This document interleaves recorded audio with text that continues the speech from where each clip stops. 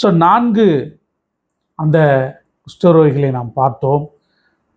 பயங்கரமான பஞ்சம், மரணத்திற்கு ஏதுவாக இருந்த பஞ்சத்தையும் பட்டயத்தையும் அவர்களை விட்டு விலகி போன நற்செய்தியை அறிவித்தவர்கள் அந்த 4 பேர்.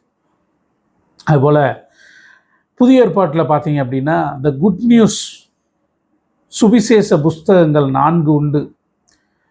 அந்த 4 நபர்கள் தான் இயேசு கிறிஸ்துவுடைய வாழ்க்கை வரலாறை எழுதியிருக்கிறார்கள்.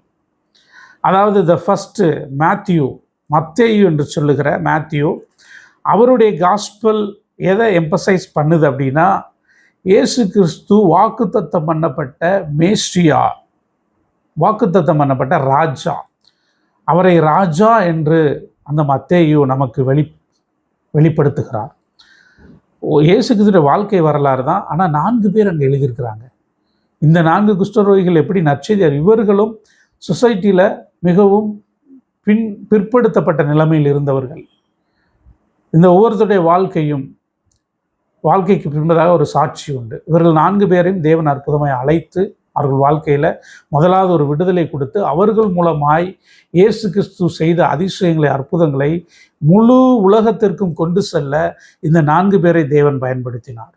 அதுபோல் இன்று கேட்டுக்கொண்டிருக்கிற உங்கள் வாழ்க்கையில் ஒருவேளை உங்கள் குடும்பத்தில் நீங்கள் 4 பேர் இருக்கலாம், இல்லை நீங்கள் ஒரு 4 பேரான ஒரு டீமாக இருக்கலாம்.